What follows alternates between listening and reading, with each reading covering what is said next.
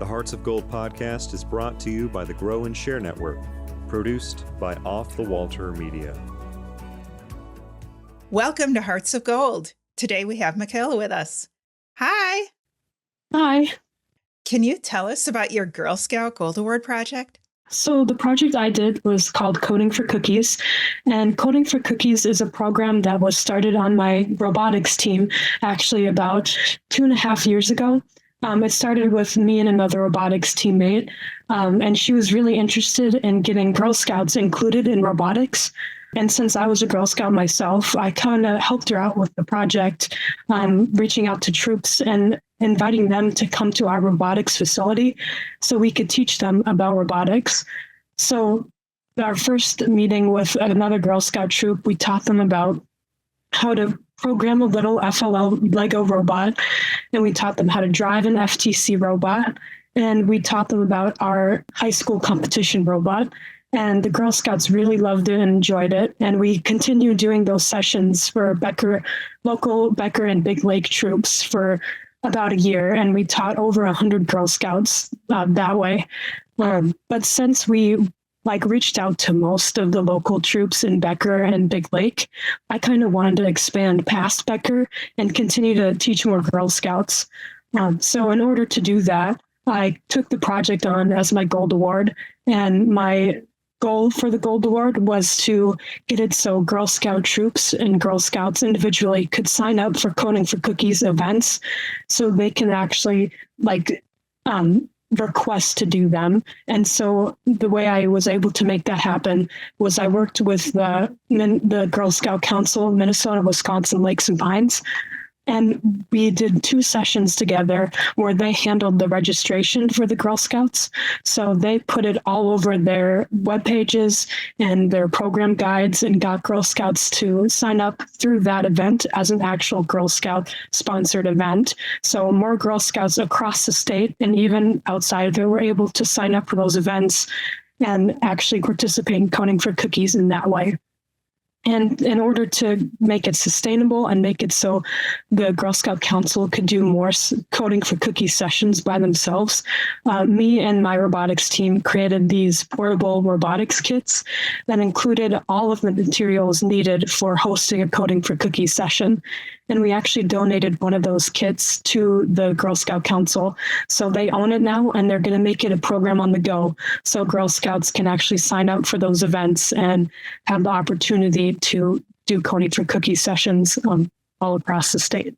And can you tell us a little bit about your council? Wisconsin Lakes and Pines is not a council that is as big as other councils, and so it doesn't get a lot of recognition. So can you tell us a little bit about your council? Because I think that your experiences and your project can really help some of the other councils that have similar distribution of Girl Scouts in different areas. It's a big part of Minnesota is Minnesota, Wisconsin Lakes and Pines Council. And I mentioned that our robotics kit was turned into a program on the go. So what that is they have a certain kit or certain materials that the Girl Scout Council staff people have. And then Girl Scouts can sign up for those program on the goes and request to have a session with one of those. So once they have troops or Girl Scouts signed up for that, that's when Girl Scout Council staff members actually go out to those Girl Scouts location and are able to teach them in that way.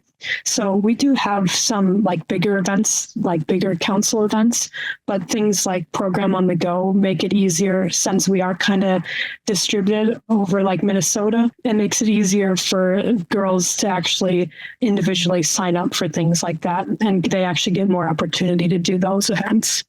Yeah, your council is similar to a lot, especially in the the Western mountains and stuff, where you have lots of small towns spread around a large area of land, and council still has to serve all of those, even if they aren't close to the main headquarters. For sure. That's why like events like programs on the go are really helpful. And it's really helpful that those staff members are willing to travel so long. Because I know the staff members that came to my Coding for Cookies events, one of them was from Duluth and one of them was from like Brainerd or something. So they were driving like hours and hours to get to my little town of Becker. So it's really cool to see those council members have like the initiative to go and do that. What work went into working with council in order to create that program on the go so that council had that for longer term? I kind of made it so we could figure out a certain day, that would work for council members to come and watch the session too. But I also, making those kits was very difficult for me and my robotics team who was helping me, because I needed to make sure that anybody could like pick it up and use it, not just people with robotics experience. So that's where I got the help of like very technical people on my team who were good at making the FTC robots and the programming. So we programmed everything so they can just like turn it on and basically use it like it is. And I also had some of the people on my team that were like good at writing and talking to people. I had them help me write a step-by-step instruction manual, basically, that went along with the kit. So any council member or even troop leader, anybody could pick up the kit and the step-by-step and figure out how to use all of the materials that are contained in it. One thing I found when I was researching your project, I was really impressed with your service unit. Because your service unit, you can't tell by the page how active they are, but clearly there is at least a service unit person that is very technology driven. And I was really impressed that they were able to support you in order to create a page within their website for you to share your project. Can you tell us how that came about? My robotics team has their own webpage. So they share a bunch of stuff about the robotics processes that we have, and also certain information for like buying apparel for our team, or when other teams are researching our teams. That's where a lot of that information is. So there's like one main mentor on my robotics team who kind of does all the stuff with the webpage. So I kind of got his help a lot with figuring out how to edit it. And he gave me access to create my own webpage on there. So after he helped me out with figuring all out how to actually put it together, I was able to do whatever I wanted with my own webpage. So that was a really cool opportunity that my team gave me. Yeah. Can you tell us about some of those resources that are on that page in case, somebody from outside of your council has an interest in trying to duplicate your program? Some of the information that I have like the basic of like what Coding for Cookies is. And then I have some statistics from like women in STEM. And I have the resources I do have on there. I have a few links. One of them is the robotics step-by-step that I mentioned before. So if a robotics team were to borrow one of our robotics kits, because our team still has a few of them, and we lend them to other robotics teams so they can teach Girl Scouts in their local communities too. So if they were ever to want to, borrow one of our kits, they could email us at the contact I have on the webpage, and then use the link that I have on that webpage for the step-by-step to use all of the materials in the kit. Another link that I have on there is the Girl Scout badge requirements. So, each level of Girl Scout badges have different requirements to earn them, and it depends on the age level of the Girl Scout. So me and my teammate who started Coding for Cookies with me kind of looks through each badge requirement for each level of Girl Scouts. And we kind of made sure that Coding for Cookies sessions would hit all of those requirements. So the Coding for Cookies binder is what it's called on the webpage that has like a breakdown of what all of the requirements are for each badge to earn. And I also have a presentation on there that is basically an introduction of what Coding for Cookies is and how a robotics team could easily implement it on their team and in their community.